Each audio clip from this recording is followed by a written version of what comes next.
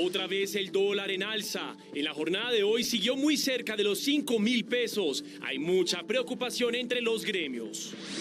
La divisa cerró en 4.885 pesos y durante la jornada el tope máximo fue de 4.921 pesos.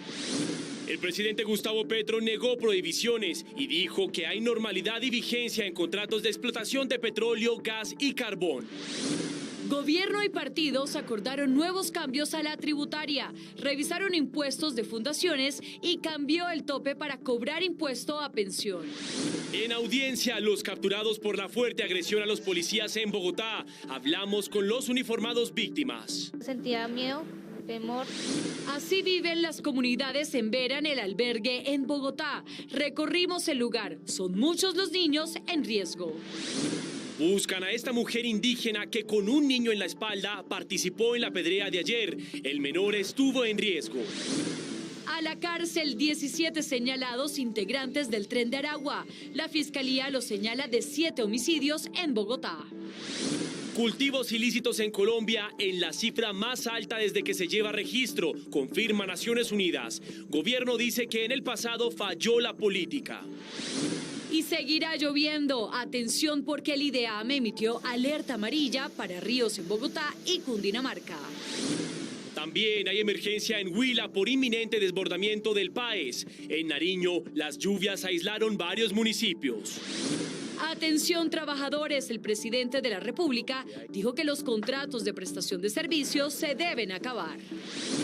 Informe especial, 40 años del Nobel de Literatura para Gabriel García Márquez. Primera entrega, con el recorrido por los espacios que inspiraron su obra. Averiguamos si Macondo queda en Aracataca o en Barranquilla. En esta casa de Sucre vivía Santiago Nazar, el que sabía que lo iban a matar. Volvimos al colegio de García Márquez en Zipaquirá. El Nobel vivió días duros en la sabana que también determinaron su obra. Esperen oportunidades. Hay 150 vacantes para enfermeros. En el mundo, renunció la primera ministra británica en medio de la crisis que vive el país. En deportes, América y Cali sacan la cara por Colombia en el fútbol continental.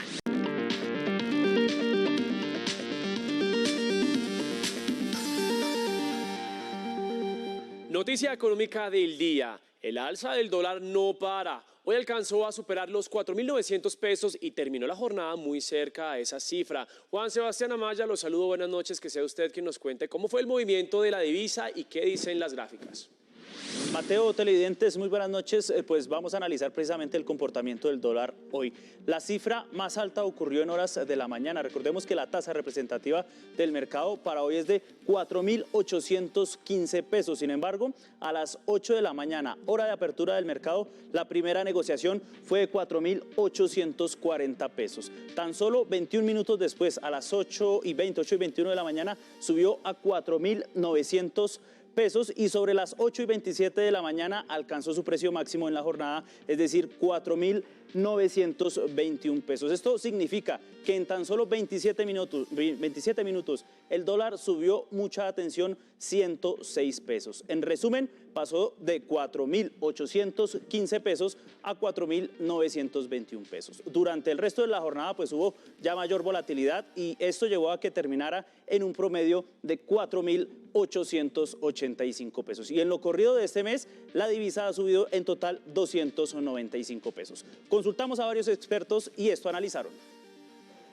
El dólar sigue rompiendo récord cada día. Este jueves subió 70 pesos y llegó a 4.885 pesos. Con un dólar cada vez más cercano a los 5.000 pesos, gremios y expertos aceleran sus preocupaciones por los efectos negativos para la inflación. Desde el punto de vista de la macroeconomía colombiana, pone un fuerte, espeso y grave problema a lo que puede hacer el país hacia adelante. Hay una duración de la transmisión de un movimiento del tipo de cambio de más o menos 6 meses y nuestras estimaciones apuntan a que por cada punto porcentual que se mueve el dólar al alza hay un impacto sobre la inflación de más o menos 49 puntos básicos. Analistas aseguran que el impacto llegará a todos los sectores de la economía. Repercute en la economía nacional, repercute en la economía financiera, repercute en la economía real.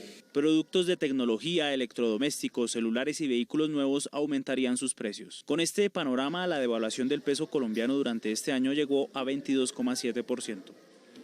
Y frente a esta coyuntura, frente a esta situación, el ministro de Hacienda, José Antonio Ocampo, les envió un mensaje claro, fuerte y contundente de tranquilidad y calma a los inversionistas extranjeros.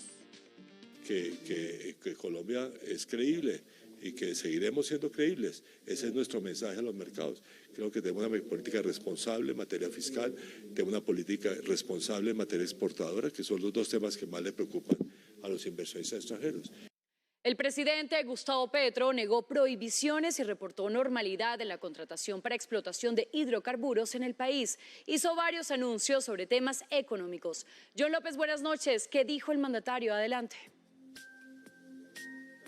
Hola Carolina, muy buenas noches. Mire, el presidente Gustavo Petro habló sobre todos estos temas económicos en el transcurso del día. Lo hizo a través de su cuenta de Twitter. Uno de los temas de los que habló fue sobre la exploración y la explotación de petróleo. Dijo que los contratos que se están desarrollando actualmente en el país continuarán desarrollándose de manera normal. También señaló nuevamente a Estados Unidos de ser los responsables de la crisis económica que viven las naciones latinoamericanas. Incluso el mandatario de los colombianos se refirió a la renuncia de la primera ministra británica.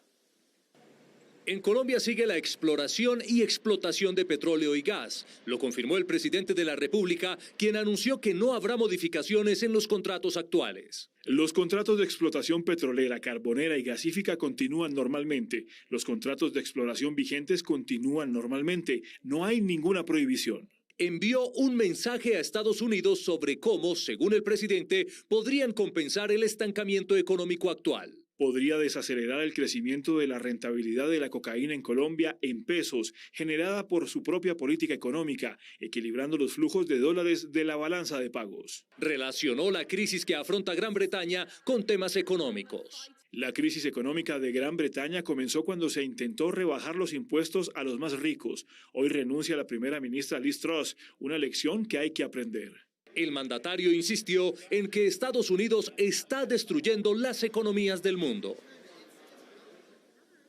Sobre el tema de la exploración y explotación de petróleo en Colombia, la ministra de Minas, Irene Vélez, también habló a través de su cuenta de Twitter. Dijo lo siguiente, abro comillas, daremos todas las garantías para que se cumplan los contratos de exploración y explotación de petróleo y gas. Nunca hemos dicho nada distinto. Confirmación de ello es que desde que llegamos al gobierno ha aumentado la producción de petróleo y gas. Además, la ministra a paso seguido también confirmó que el país produce hasta 779.000 barriles de petróleo por día. Hace pocos minutos el presidente Gustavo Petro aquí en la Casa de Nariño terminó una reunión con la banca privada a quienes les pidió financiar la producción agrícola en el país. Compañeros, esta es toda la información por el momento desde el centro de Bogotá. John López, RTBC Noticias Conectados 24/7. John, gracias por la información. Continuamos porque luego de una reunión entre el Ministerio de Hacienda y ponentes de la reforma tributaria fueron acordados 3 cambios para el proyecto que les contamos a continuación. La reunión fue exitosa. Según el ministro de Hacienda, dice que hay voluntad de las partes para que el proyecto sea exitoso. Tal vez de los temas que quedan más pendientes, que es el tema de petróleo y carbón, por una parte, y el tema de zonas francas. Uno de los acuerdos alcanzados es mantener los beneficios a las empresas relacionadas con el pago del impuesto de renta cuando hagan donaciones a entidades sin ánimo de lucro. De evitar que se asfixie a las entidades sin ánimo de lucro y a los bancos de alimento. De otro lado, acordaron aumentar el tope de las excepciones para las pensiones. Esto significa que con la aprobación quienes reciban desde 13 millones de pesos en adelante deberán pagar este impuesto. Además, serán revisados los impuestos para las zonas francas. Vamos a velar porque las zonas francas que están generando empleo hoy en Colombia continúen con los beneficios siempre y cuando puedan separar sus cédulas de los negocios. También se mantendrán exentas de impuesto las importaciones de menos de $200, lo que beneficia al comercio por Internet y las plataformas digitales. Un juez declaró legal la captura de Carlos Andrés Murillo Queragama y Guillermo Nitnaticay Cheche, dos indígenas detenidos en Bogotá por ser supuestamente responsables de agredir a policías. Según la fiscalía, lanzaron dardos y golpearon con palos a un uniformado que custodiaba las manifestaciones. Les imputarán los delitos de lesiones personales y violencia contra servidor público. Hablamos con algunos de los 14 policías heridos durante el ataque. Nos confesaron que sintieron miedo de perder la vida en medio de la batalla campal. ¿Recuerdan esta imagen? Un policía rendido en el suelo mientras es golpeado con palos y tubos de metal. El intendente Hernández iba con él en esta moto cuando los tumbaron. Mientras su compañero era brutalmente atacado, él también recibió una golpiza. Con un palos con puntas, los indígenas como a apuñalearme, a herirme. El casco que bien abrochado, lo tenía bien abrochado. Si ellos me quitan el casco, me matan. Son policías de infancia y de adolescencia y entre lágrimas describe cómo sobrevivió. Yo soy policía de los niños. Entonces, unos indígenas así como que me miraban y como que yo les decía, mire, yo soy de infancia. Y eso fue lo que... Entonces, fue un poquito.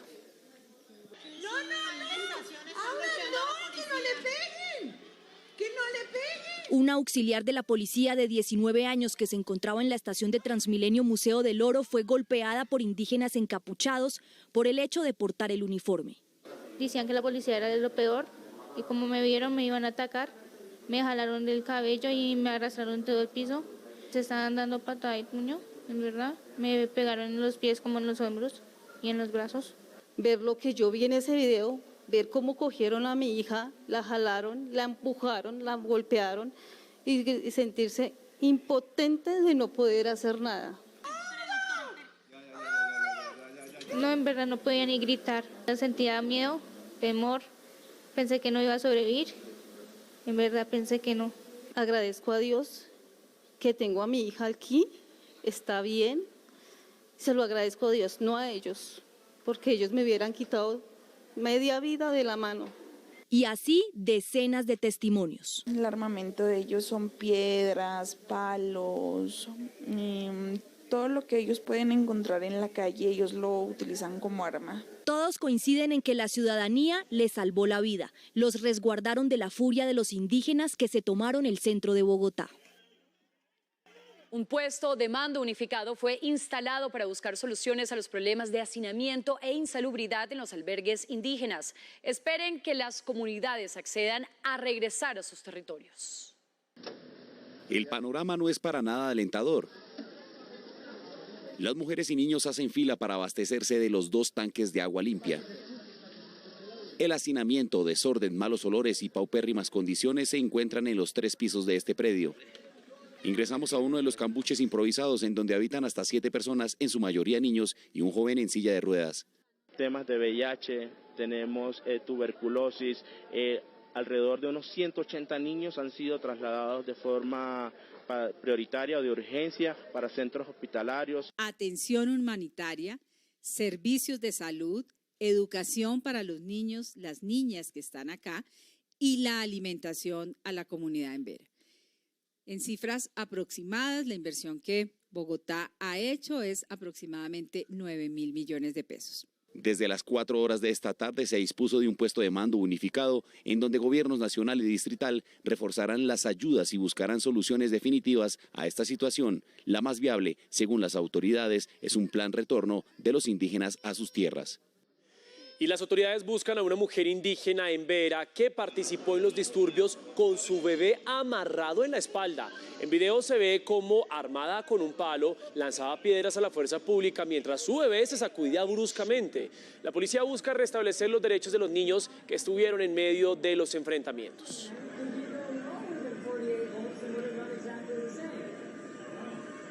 A la cárcel a 17 de los 19 supuestos integrantes de la banda Tren de Aragua, capturados en distintos puntos de Bogotá en la Operación San Martín. Los acusan de crímenes con extrema violencia en la ciudad.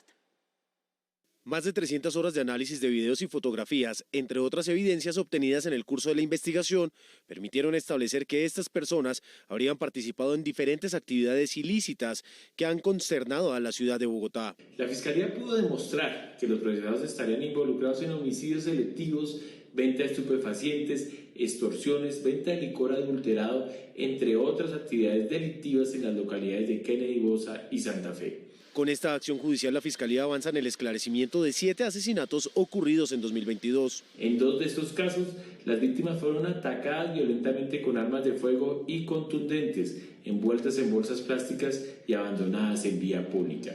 A los capturados les imputaron los delitos de homicidio, concierto para delinquir agravado, tráfico, fabricación y porte de armas de fuego, tráfico, fabricación o porte de estupefacientes, extorsión y cohecho. Aumentaron en 43% los cultivos ilícitos en el país. Hay 204.000 hectáreas de hoja de coca sembradas. Esta es la cifra más alta, según la ONU, desde que empezó el seguimiento al tema en 2001. De las 204.000 hectáreas de coca sembradas, Nariño, Antioquia y Putumayo tienen el número más alto, es decir, 89.266 hectáreas. Le sigue el Catatumbo con 42.576. En 2021 la cifra fue 143.000 hectáreas. Es una muestra visible y evidente del fracaso de la guerra contra las drogas.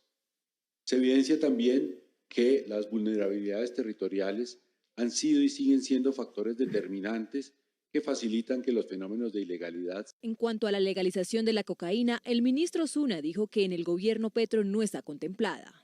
Le aseguro que no vamos a legalizar el tráfico de cocaína. Hay propuestas, hay iniciativas, hay temas para la agenda política. Se puede hablar. La política de drogas estaría enfocada en el trato no penal de los campesinos cultivadores de hoja de coca. A los cultivadores, incentivos para que cambien de cultivo, incentivos económicos, sociales, políticos.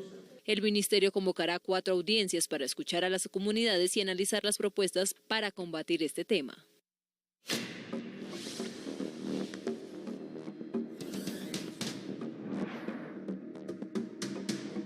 Las lluvias continúan, sobre todo en el centro del país. El IDEAM emitió varias alertas en Cundinamarca. En la cuenca alta del río Bogotá hay alerta amarilla en los municipios Villapinzón y Chocontá. Vamos a hablar de la cuenca media del río Bogotá, en donde también hay alerta amarilla. Miren ustedes. Suezca, Esquilega, Chancipato, Cancipá, Zipaquirá, Cajicá, Chía, Cota, Sopó, Funza, Mosquera y Soacha integran esta alerta amarilla.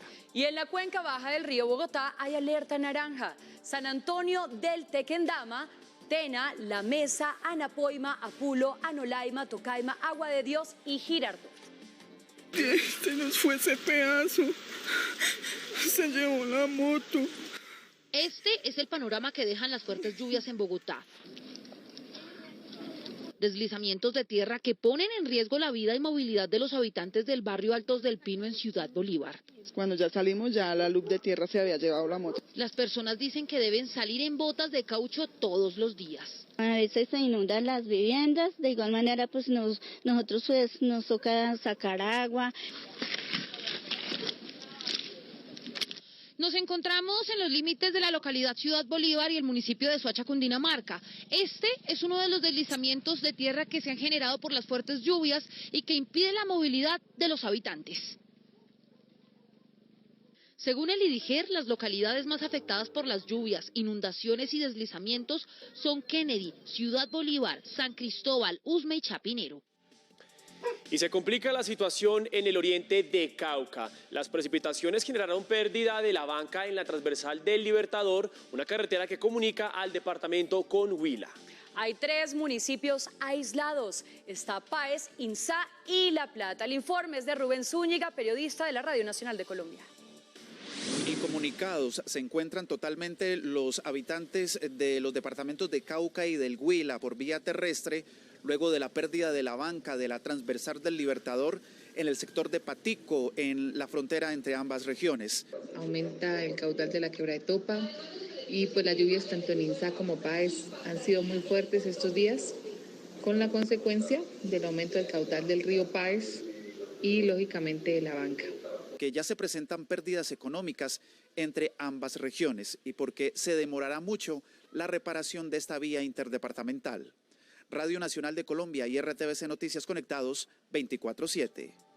Las lluvias mantienen incomunicados a varios municipios del norte de Nariño. En Sandoná, Linares, Samaniego, Cumbitara y Santa Bárbara de Iscuandé hay derrumbes e inundaciones. John Vivas, periodista de la Radio Nacional, nos amplía. El INVIAS trabaja en la remoción de los escombros para habilitar la comunicación, que a esta hora se encuentra habilitada a un carril. El corredor vial está a cargo del Instituto Nacional de Vías, sin embargo, pues la gobernación se encuentra muy alerta frente a las situaciones que se puedan presentar para poder coordinar y apoyar los trabajos pendientes. El INVIAS también dio a conocer que se realizarán cierres totales en el sector de la vía que conduce de Mojarras a Cali, en el puente de Dos Ríos por rehabilitación. Los trabajos se realizarán el 20, el 22, el 24 y el 26 de este mes. Radio Nacional de Colombia y RTVC Noticias conectados 24/7. El colapso del puente sobre el río Ariporo en la carretera marginal del Llano tiene incomunicados a Paz de Ariporo y Hato Corozal, municipios de Casanare y Arauca. Diana Matabajoy, periodista de la Radio Nacional, nos tiene más detalles. En el Casanare, las autoridades declararon la calamidad pública por un tiempo de 6 meses ante el colapso del puente sobre el río Ariporo que conecta este departamento con Arauca y que hoy tienen comunicados a ganaderos, agricultores y comunidades de este sector. Olman Benítez, habitante de la costa del río Ariporo, explicó la situación que viven tras el colapso de este puente. El responsable, pues el contratista de la parte del agua allá, porque de todas maneras de esta parte hace más de 40 años que supuestamente eso ya existía. Los habitantes también han comunicado que por más de 16 años habían advertido a las autoridades lo que ocurriría con este puente. Por otro lado, el INVIAS habilitó un buggy para el transbordo de personas y 2 bateas para el paso de vehículos pesados. Hace 40 años el país recibió la noticia cultural más trascendental de toda la historia.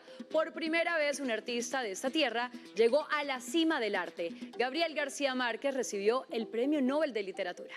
Y celebrar de nuevo esa fecha, así como hacer un homenaje al escritor que creó el mundo de Macondo, son el tema de nuestro informe especial, que haremos en 2 entregas, hoy y mañana. En los próximos minutos veremos la relación de las ciudades donde vivió García Márquez con sus libros y su vida. Ese recorrido nos permitirá hablar del realismo mágico, porque regresamos a Aracataca y recorrimos las zonas de Barranquilla que inspiraron largos pasajes de sus libros. Les vamos a mostrar algunos espacios que están en los libros y que existen en la vida real, como la casa donde vivía Santiago Nazar, el personaje de Crónica de una muerte anunciada en Sucre, Sucre. Iniciamos. ¿Dónde queda Macondo? Esta es una pregunta que los lectores de Gabo se hacen con frecuencia. Aunque es un lugar imaginado y fantástico, tiene relación con espacios reales. Se cree que el primer Macondo, casi prehistórico, que aparece en 100 años de soledad, fue inspirado en Aracataca, allí en Magdalena. La parte de la ciudad moderna que aparece en la novela tiene mucho de Barranquilla.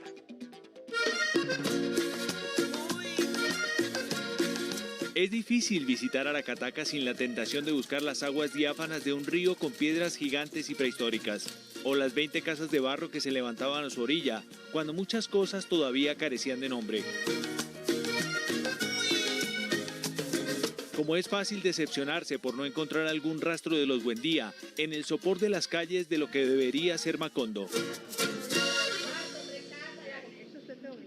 Siempre le he dicho a las personas que llegan a comprarme que yo vendo historia a través de ella. Yo vendo un artículo y cuento algo con emoción de que antes había leído y que ahora lo estoy viviendo. Te puedo decir que estoy en el realismo mágico. Muchos libros a nivel nacional e internacional en diferentes lenguas, en diferentes idiomas, personalidades que ahorran todo un año por venir acá.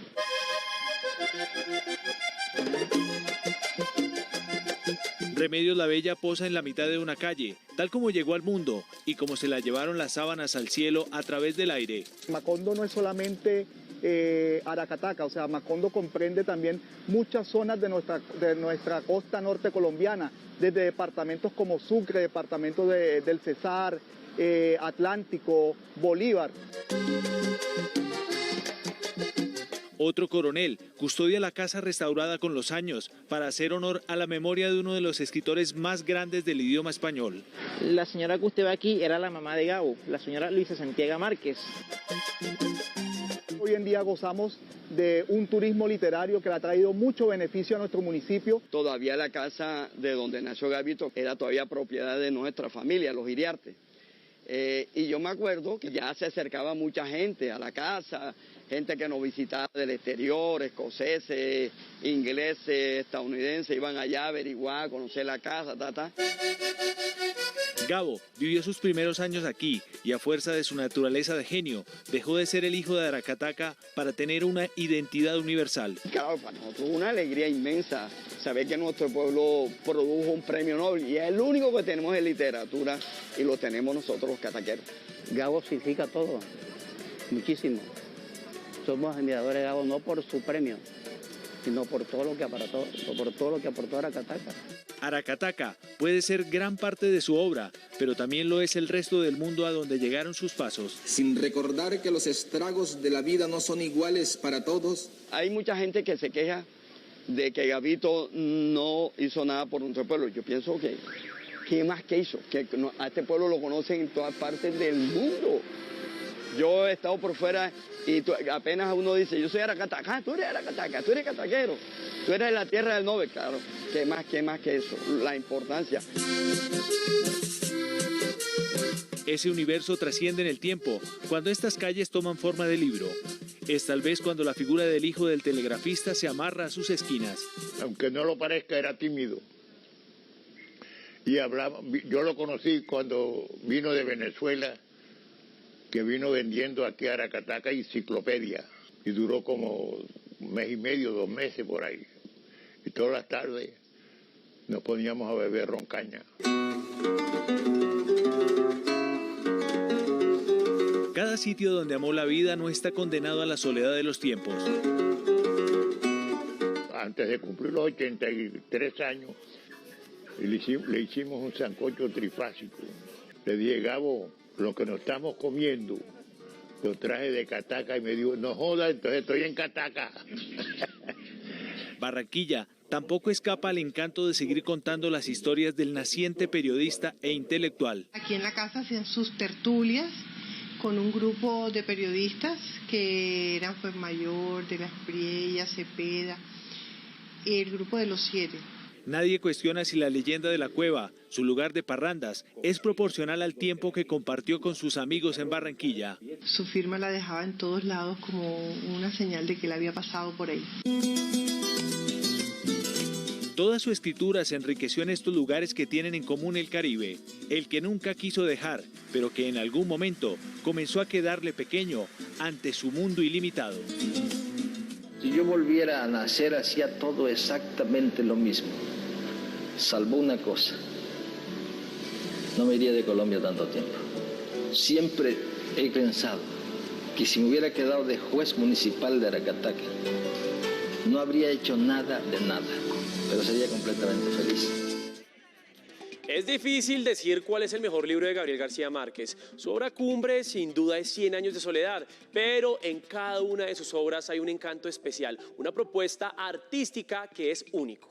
Eso pasa, por ejemplo, con Crónica de una muerte anunciada, una novela breve con algo inesperado. Sabemos desde la primera página que al protagonista lo van a matar. Pues esta obra surgió de un caso real en Sucre. Volvimos a ese municipio de La Mojana y allí las huellas de Santiago Nazar están intactas.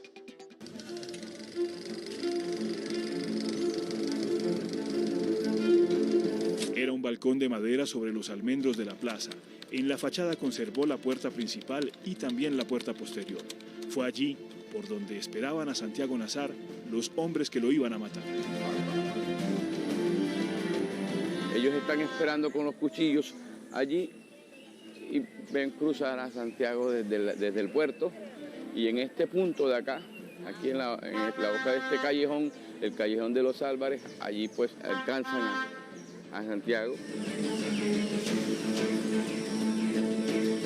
Caminar por las calles de Sucre es como pasar las páginas de la novela de suspenso más famosa del Nobel de Literatura. Quizás una de las que más se conoce o por la que más conocen a Sucre es la crónica de una muerte anunciada. El día en que lo iban a dar, Santiago Nazar se levantó a las 5:40 de la madrugada.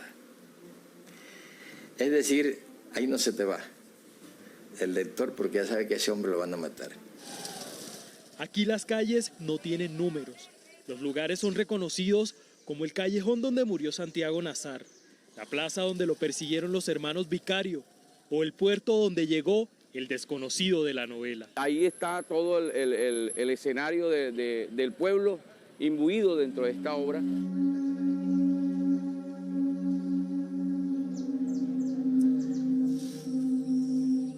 Escrita en 1981, un año antes de recibir el Nobel, es posible revivirla a través de su mañana radiante, su cielo turbio y el denso olor de sus aguas dormidas, y tal vez lo que podría ser el crimen más reconocido de la literatura colombiana.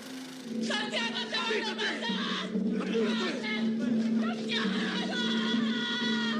a matar! Santiago Nazar fue sentenciado por un chisme de la moral y la tradición de un pueblo del universo macondiano. La plaza se convierte en todo el escenario porque él transita sobre la plaza.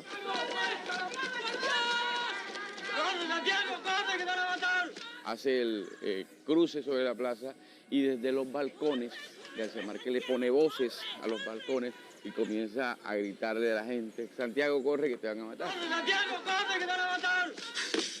¡Abran! ¡Abran! No es contra la puerta frontal de la casa, sino contra la puerta o un portón que está en la parte posterior de esta casa. Es alcanzado por los hermanos Vicarios, casi que precisamente en este lugar. Crónica de una muerte anunciada fue adaptada al cine en 1987. ¡Lo matamos! ¡Santiago! La casa de Santiago o de los Gentiles está aquí ahorita al lado del banco. La mojana sigue siendo la misma, la de Santiago Nazar y la de la crónica más recordada del Premio Nobel de 1982. Hombre, yo conozco otras culturas y he estudiado, pero lo que a mí realmente me ha sustentado, me conmueve y me motiva es la cultura popular. ¿Qué hacía en Sucre? ¿Qué hacía en La Mojana? Nutriéndose de todo este paisaje, de todo este mundo de agua, que fue lo que le permitió nadar en todo ese mundo de lo que hoy llamamos realismo mágico. Pero en García Márquez no todo es Caribe. Hay pasajes de sus libros donde el país del interior y la sabana de Bogotá están presentes. Les doy dos ejemplos, algunos pasajes de 100 años de soledad y Vivir para contarla. Gabo vivió y estudió en Zipaquirá. Ese paso por el interior del país le dejó grandes amigos y mucha experiencia que hoy atesoran en ese municipio. Visitamos su colegio. Por una serie de eventos entre la casualidad y el destino, Gabriel García Márquez llegó a la estación del tren de Zipaquirá 2 días después de cumplir 16 años.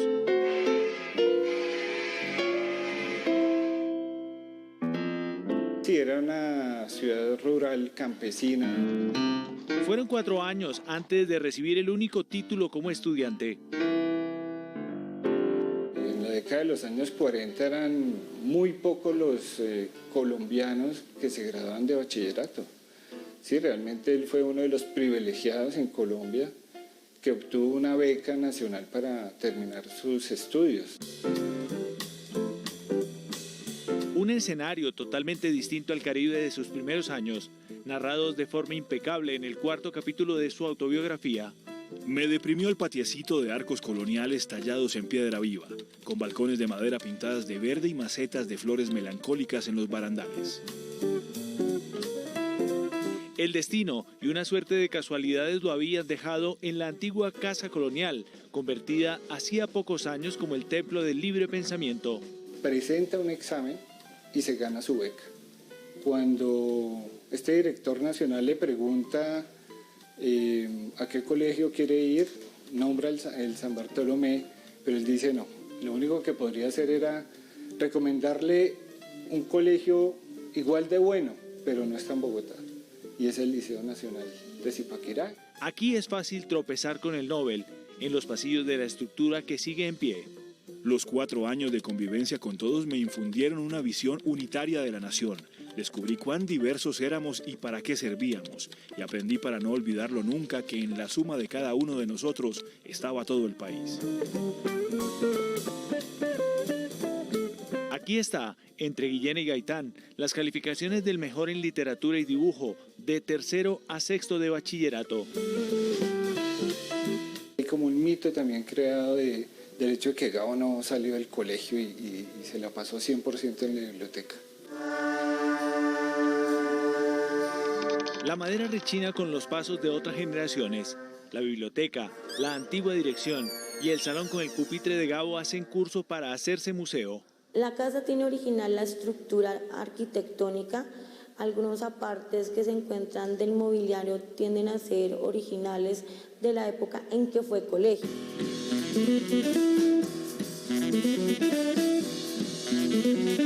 Este salón, que hoy funciona como centro de formación musical, fue en su momento la habitación de Gabriel García Márquez. Era un régimen militar que comenzaba a las 5 de la mañana con agua fría y se podía extender hasta las 9 de la noche con la lectura de libros clásicos aquí en estos dormitorios.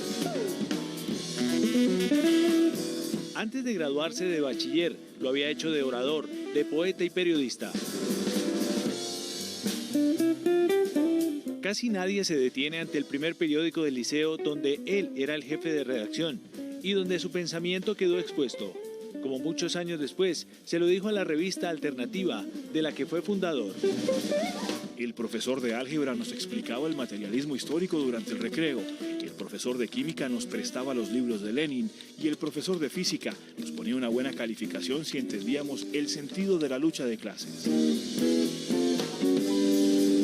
Quizá la nostalgia de su lejano Caribe inspiró muchas de las claves del Nobel. El otoño del patriarca es un libro escrito totalmente con experiencias personales cifradas. Probablemente son mis memorias. Y los críticos lo que tenían que saber, o lo que tenían que descifrar, si son descifradores tan eficaces como pretenden serlo, es que probablemente todo ese episodio del dictador que vende el mar corresponde un poco del muchacho de Aracataca, del muchacho de Barranquilla, que a los 12 años llega a la ciudad más extraña y más remota que recuerda, que es una ciudad gris, una ciudad cenicienta, una ciudad fría, con hombres vestidos de negro. Con el tren de vuelta acabaron lo que bautizó Gustavo Castro Caicedo como sus 4 años de soledad. Dicen que volvió para escuchar los recitales de su maestro de música, pero esto también podría ser un capítulo de realismo mágico de uno de sus relatos. Invitamos hoy al informe especial a nuestra editora de cultura, Laura Galindo. Laura, cuéntenos qué es el realismo mágico y cómo funcionan los libros de García Márquez. Pues vea, les tengo una clase de realismo mágico en 2 minutos. Empecemos. El realismo mágico por primera vez se utilizó en un contexto literario por un venezolano que se llama Arturo Uslar Pietri, ya falleció. Luego, en 1949, Alejo Carpentier publicó el primer libro que se considera perteneciente a esta corriente. Él lo llamó de otra manera, hay unas diferencias muy sutiles, pero en principio funcionan de la misma manera. El libro se llama El reino de este mundo. Ahora, ¿cuáles son los principios del realismo mágico?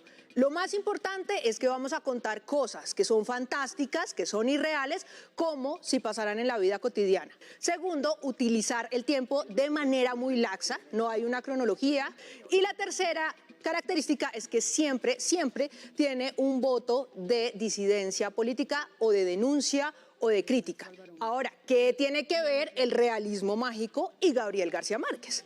Gabriel García Márquez se considera uno de los escritores más importantes del realismo mágico y del boom latinoamericano, que fue un momento en el que los escritores latinoamericanos se dieron a conocer por el mundo y universalizaron su literatura. Esto es entre el 60 y el 70. En su libro Del amor y otros demonios, hay un personaje que se llama Sierva María, que cuando se muere la entierran y le sigue creciendo el pelo. Eso es absurdo, por supuesto, pero él lo narra de una manera en la que todos lo creemos. En 100 años de soledad pasan muchas cosas inverosímiles y todos las creemos de arriba abajo. Por ejemplo, cada que aparece un personaje que se llama Mauricio Babilonia, hay mariposas amarillas que vuelan en el aire. O hay un personaje que se llama Remedios la Bella, que sube en cuerpo y alma al cielo mientras está tendiendo unas sábanas después de lavarlas y se las lleva. Y también hay otro libro que se llama El otoño del patriarca, en el que el dictador, que es el personaje principal, para pagar la deuda externa del país, decide vender el mar. La pregunta ahora es, ¿el realismo mágico solamente existe en Latinoamérica? La respuesta es no. En este momento de la historia, el realismo mágico existe por todo el mundo. Y para algunos ejemplos tenemos Salman Rushdie, Haruki Murakami y Samantha Schweblin. Gracias, Laura. Mañana será la segunda entrega de este especial. En Reino Unido hablamos con el biógrafo de García Márquez. Hablamos de periodismo y de su fundación, que sigue muy activa. Y recordaremos cómo fue la celebración al ganar el Nobel. Por ahora, más noticias de la jornada.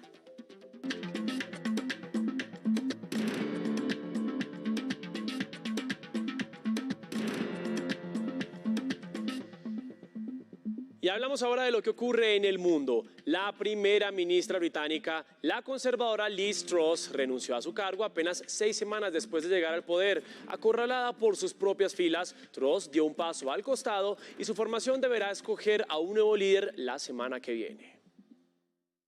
En el cargo, pero no en el poder. Era tan solo uno de los encabezados de prensa en la víspera del nuevo traspié político del Reino Unido. Dada la situación, no puedo cumplir el mandato para el que fui elegida por el Partido Conservador. He hablado con Su Majestad el Rey para comunicarle que dimito como líder del Partido Conservador. Y es que fueron apenas 44 días, 1056 horas las que esta mujer estuvo frente a toda una nación. Liz Truss no consiguió ser la dama de hierro que prometía. La falta de nitidez en su plan para capotear la avasallante inflación y más dificultades de país fueron superiores al impulso que de la diplomacia la ubicó en el 10 de Downing Street. Espero que el Reino Unido pueda volver a encontrar la estabilidad. Eso es bueno para nosotros y bueno para nuestra Europa. La mirada expectante del vecindario, ahora que la última primera ministra con beneplácito de Isabel II cae y que ratifica a la economía como el hueso duro de roer para quien lidere a los británicos, empata con la espera de 8 días que tendrán para conocer a la nueva cabeza de su gobierno.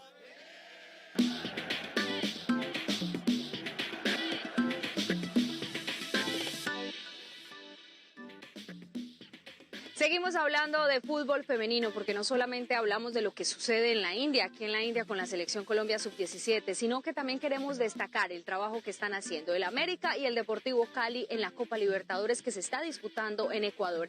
Esto demuestra el gran avance de esta disciplina deportiva en la rama femenina, inclusive por encima del fútbol masculino. No habían pasado 2 minutos de juego y el Cali empezó lo que sería una jornada de goles.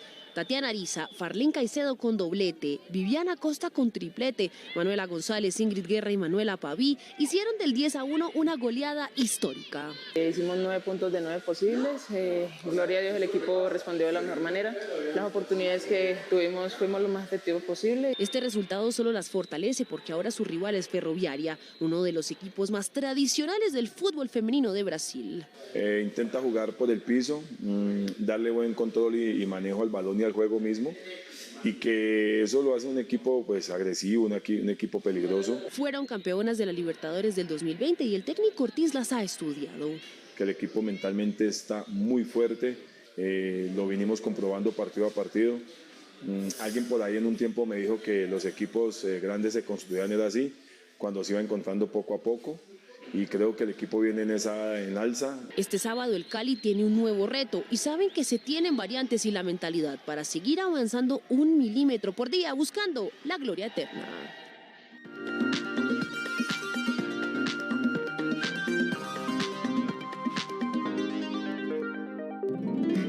Bueno, ya estoy saliendo de RTBC porque voy a visitar a la actriz Alma Rodríguez, que tal vez ustedes conozcan por producciones como Mujeres Asesinas, Sin Seno No Hay Paraíso o también Francisco el Matemático. Además, vamos a estar hablando de una producción de RTBC Play. Esto es La Mano y el Ojo del Artista.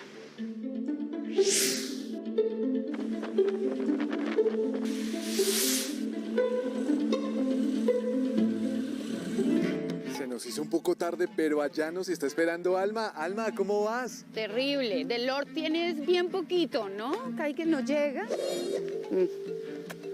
¿Cómo vas, Alma? No se lo merece, pero bueno. Una mujer que nació en Bogotá y se cría en Bucaramanga, ¿con qué genio queda? A ver, es que sí, yo soy mitad, mi papá es de Boyacá y mi mamá es bumanguesa, entonces digamos que tenemos un carácter claro, templado. Bueno, te traigo a mi casa, que es el espacio pues íntimo, no viene mucha gente y aquí ocurre todo, pues también es el espacio de ensayo y de creación. Bienvenido. Gracias, Alma. Sigue por acá. Bueno, este es mi espacio de meditación, chimeneita, Bogotá está fría. Acá medito. Por aquí está, bueno, amo los cómics. La gente no sabe, pero Alejandro Jodorowsky también hacía cómics.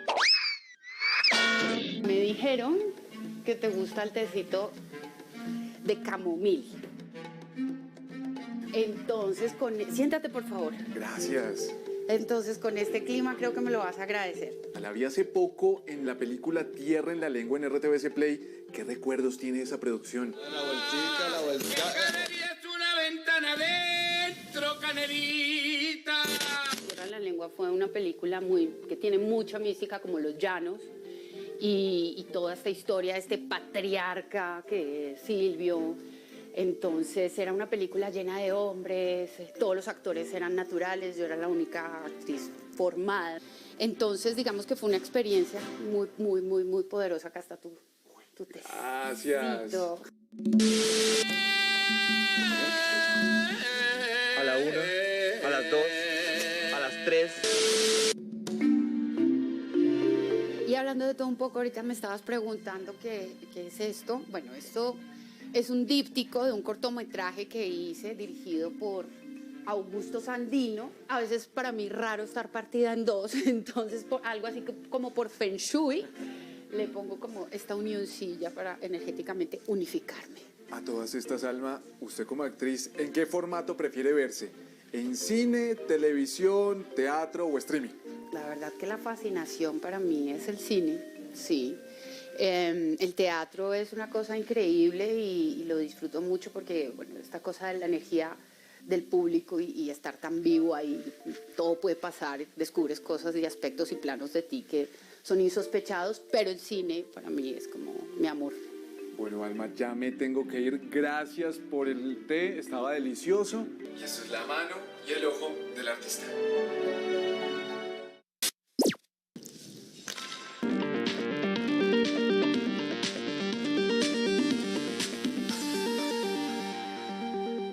El presidente Gustavo Petro participó en el Foro Iberoamericano sobre formalización laboral. En su discurso, el mandatario habló sobre erradicar la informalidad en el país y los contratos de prestación de servicios.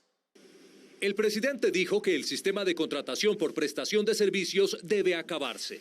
En el mundo formal creemos que el contrato de prestación de servicios no laboral que encubre una relación laboral de manera mentirosa solo para sobreexplotar al y a la trabajadora debe pasar a la historia y que debemos volver a relaciones laborales pactadas.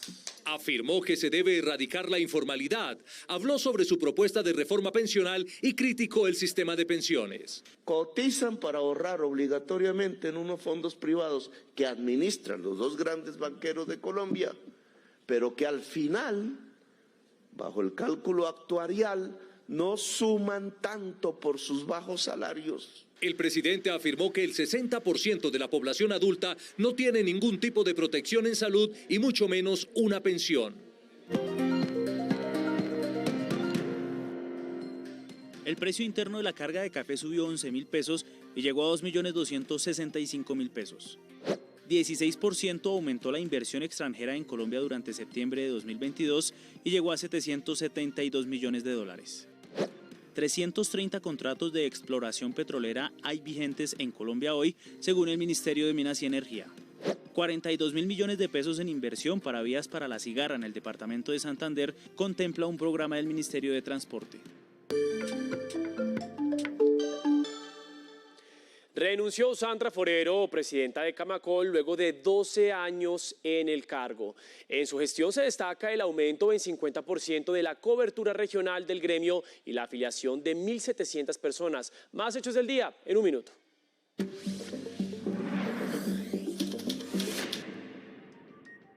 El mayor general retirado Henry William Torres Escalante y otros 17 integrantes del Ejército Nacional reconocieron su responsabilidad por falsos positivos ante la JEP.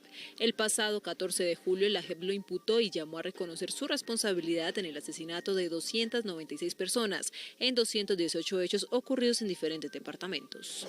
Luis Alfonso Rodríguez Tobar quedó en libertad por vencimiento de términos. Rodríguez es investigado por el asesinato de los ambientalistas Natalia Jiménez y Rodrigo Monsalve el 19 de febrero de 2020.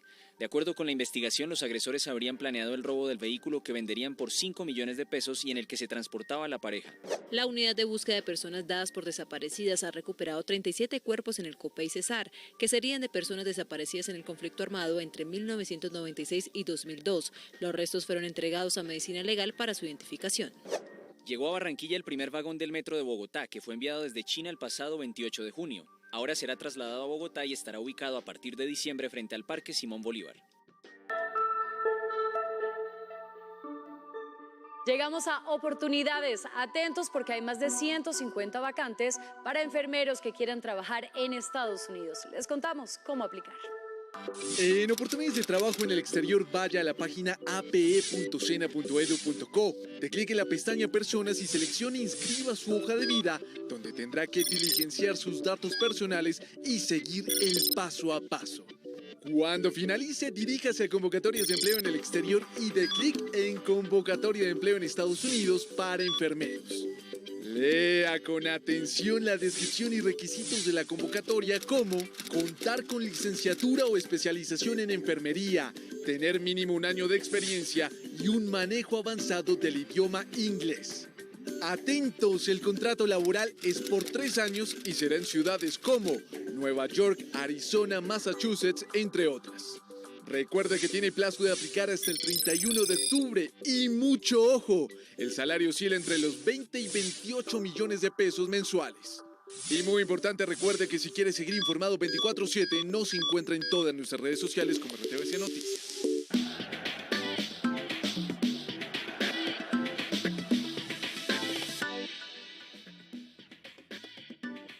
Linda Caicedo y Luis Díaz fueron nominados a los premios Golden Globe Soccer que se van a entregar el 17 de noviembre. Nosotros con esta información y otras más hacemos nuestro repaso por el resumen deportivo del día. Un abrazo. Los colombianos Linda Caicedo y Luis Díaz fueron nominados a los premios Globe Soccer Awards en las categorías de Mejor Jugadora y Jugador del Año respectivamente. Las votaciones en su primera fase serán de hinchas de todo el mundo vía internet hasta el 1 de noviembre. Vale mencionar que James Rodríguez ganó uno de estos premios en el 2014 y Falcao ganó el trofeo al mejor jugador del 2012. El colombiano Fran Fabra marcó el primer gol de Boca Juniors en el partido ante Gimnasia y Esgrima de La Plata. El partido por la Liga Argentina, que terminó 2-1, dejó a los boquenses en la punta del torneo a falta de un juego ante Independiente, que de ganarlo se coronarán campeones de su país. La selección Colombia masculina de mayores finalizó su microciclo de entrenamientos con jugadores del medio local. El técnico Néstor Lorenzo calificó la concentración como exitosa, más allá de la lesión del jugador Carlos Garcés, que será operado por una fractura en el rostro. El colombiano Daniel Galán ganó en la segunda ronda del ATP 250 de Nápoles en Italia. El colombiano venció 7-5, 6-4 al portugués Nuno Borges y ahora enfrentará en cuartos de final al local Lorenzo Musetti.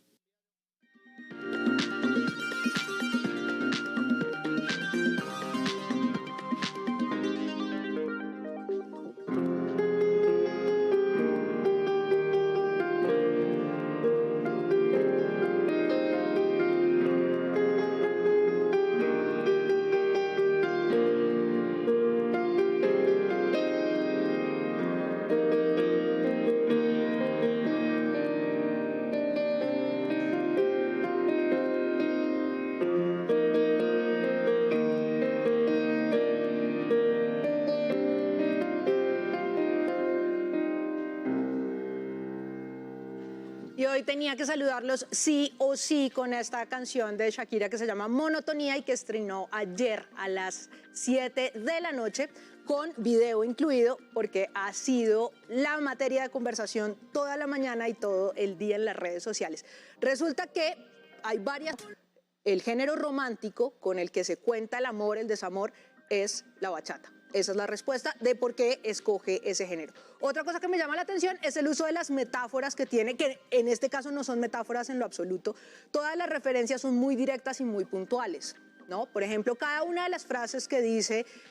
Además, hay una alusión que le ha dado la vuelta a todos los medios de comunicación y es, si ustedes se fijan, en este video de Me enamoré, aparece Gerard Piqué, que fue la canción que le hizo en algún momento, y en este video de Monotonía, el hombre que se ve del cuello para abajo está vestido exactamente igual. La tercera cosa que yo quiero destacar es su colaboración con Ozuna, que me parece bastante acertada por varias razones. Shakira siempre ha logrado hacer mezclas de su música con los géneros urbanos. Claro, ahí hay decisiones, por supuesto, también de mercadeo, hay decisiones también de posicionamiento, pero en esencia ella siempre ha logrado meter esos géneros urbanos que de alguna manera están mal vistos dentro de la cultura musical sin que nos demos cuenta. Si ustedes recuerdan, cuando lanzó La Tortura junto a Alejandro Sanz, que era una de las voces del pop más importantes de ese momento, era un reggaetón. Y el reggaetón en esa época era un género menor que todo el mundo decía se va a acabar mañana, es un género que no tiene sentido. Y ella nos mostró un reggaetón bien hecho, con una voz que además no cantaba reggaetón, que era Alejandro Sanz. Entonces, esa colaboración con Ozuna responde a lo mismo. Por supuesto, también hay opiniones que dicen que la canción no era lo que esperaba, pero pues Shakira tiene más amores que desamores, nos ha acompañado en todas las tusas, es el momento de que acompañemos la de ella. RTBC Noticias, emisión central.